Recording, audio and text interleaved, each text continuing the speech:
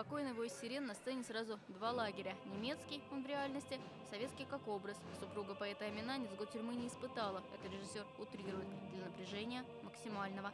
Когда на репетициях сама сидела в зале, с трудом скрывала слезы, рассказывает артистка. Мы росли на этой истории, советская эпоха. И это нас трогает. Тем более, это мать, которая осталась ребенком без мужа, и такое обвинение.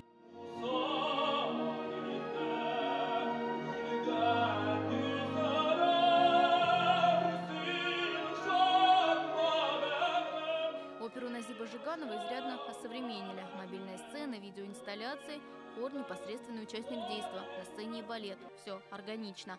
То яростный, то тоскующий и нежный, Ахмед Агади, как всегда, сумел быть настоящим. Рассказал, что служил 5 лет и с детства любит военные фильмы. Я всегда смотрел, и я всегда переживал то, что происходило. И, может быть, это даже помогло мне вот так вот расти, не таким вот злобным. Потому что никогда не надо забывать, что многие же молодежь сейчас не понимает, что это настолько страшно. Говорит об этом и Джалиль. Его стихи умело вплетены в либретто. В преддверии 9 мая в театр традиционно позвали тружеников тыла и ветеранов. Хотя это опера-подарок для многих зрителей. Национальные спектакли в афише татарского театра нечасто. В конце спектакля стихи Джалиля возвращаются на родину. Финальную арию Ахмед Агади поет из-за кулис.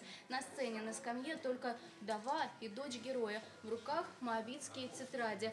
Как луч света после темного, напряженного спектакля. Пусть герой ушел, но то, что оставил, бесценно. Маргарита Петрова, Алексей Шкурко, телеканал Татарстан, Новый век.